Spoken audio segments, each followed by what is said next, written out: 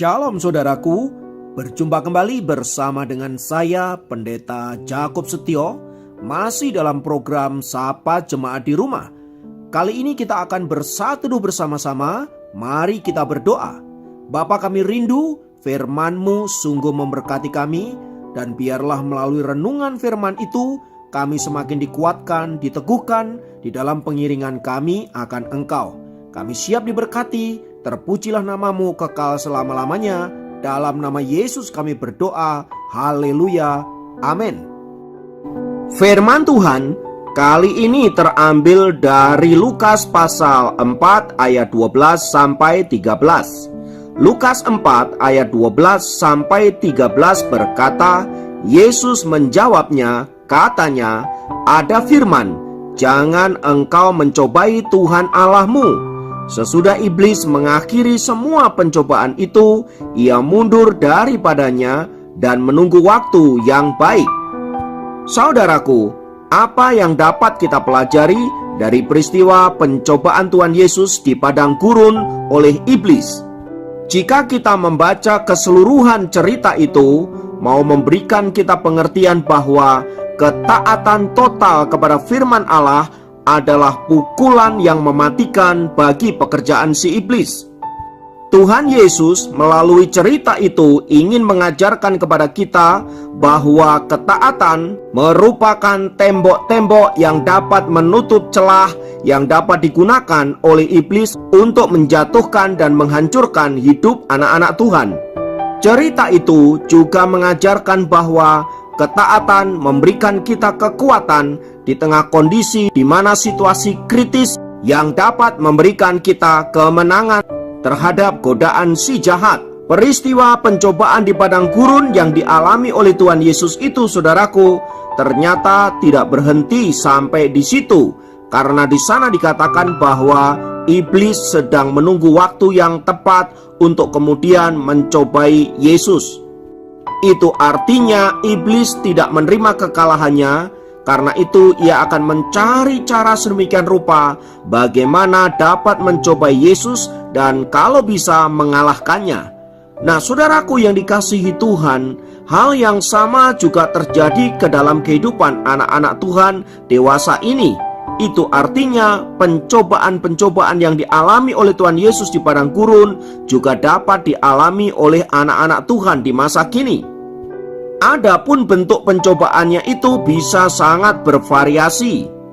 Namun bila kita perhatikan, intinya adalah iblis ingin menghancurkan kehidupan anak-anak Tuhan.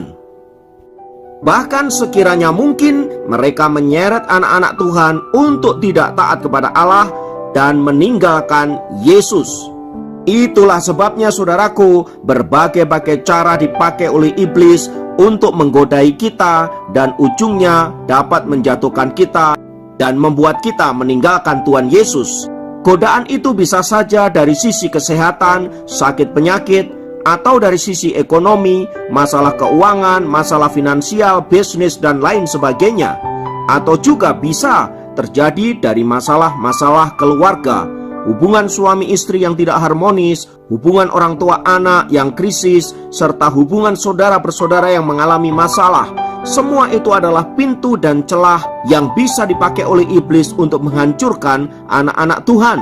Nah, di tengah-tengah pencobaan-pencobaan yang tidak mudah inilah, saudaraku, iblis seringkali memanfaatkan celah dengan menawarkan berbagai-bagai kemudahan, berbagai-bagai kesenangan, dan bahkan jalan pintas agar kita dapat keluar dari krisis yang kita hadapi. Tetapi ujung dari semua itu adalah kebinasaan yang membuat kita bisa saja kehilangan keselamatan yang telah Tuhan berikan kepada kita. Saudaraku, memang tidak mudah untuk menghadapi peperangan dengan pekerjaan kuasa jahat yang membuat kita bisa tetap bertahan dan pada akhirnya memenangkan peperangan itu. Itulah sebabnya, saudaraku, Tuhan berkali-kali memerintahkan kepada kita agar kita berjaga-jaga dan waspada, sebab lawanmu si iblis berjalan seperti singa yang mengaum-ngaum dan mencari orang yang dapat ditelannya. Artinya ia bekerja non-stop 24 jam tanpa henti, tanpa lelah mencari mangsa, dan mangsanya itu adalah saudara dan saya. Karena itu bila kita tidak waspada dan berjaga-jaga, maka sangat mungkin, sekali lagi saya katakan, sangat mungkin kita mudah dijatuhkan dan kita ditelan habis-habis oleh kuasa si jahat itu. Oleh karena itu saudaraku, kita perlu terus-menerus untuk senantiasa berjaga-jaga dan mengandalkan Tuhan di dalam hidup kita, dalam menghadapi tipu muslihat iblis yang terus-menerus menggodai dan mencobai setiap kita. Dan kunci satu-satunya untuk mengalahkan pekerjaan si iblis itu saudaraku, yaitu dengan firman Allah. Dengan mentaati firman, maka kita sebenarnya sedang menelanjangi pekerjaan kuasa kegelapan dan bahkan menghancurkan tipu muslihatnya. Maka saudaraku, mari kita terus belajar mentaati firman.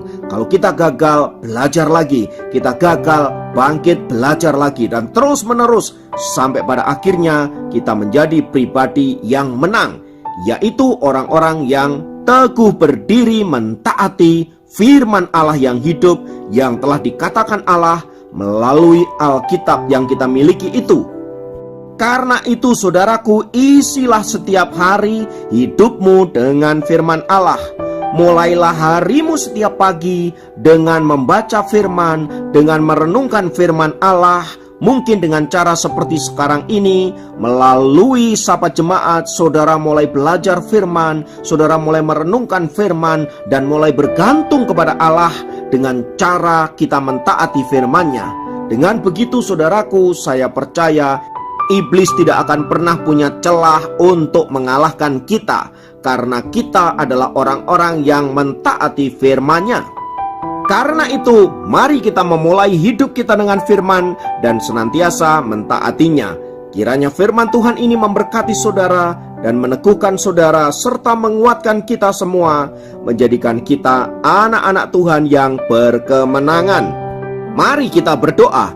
Tuhan, kami naikkan pujian dan syukur buat anugerah-Mu, karena kami memiliki Tuhan yang dahsyat, Tuhan yang luar biasa, dan kami percaya firman-Mu berkuasa. Oleh sebab itu Bapa, ajarkan kami untuk senantiasa mentaati firman-Mu, supaya hidup kami adalah hidup yang penuh dengan kuasa, yang siap mengalahkan tipu muslihat iblis dan menjadikan kami pemenang-pemenang di dalam Tuhan.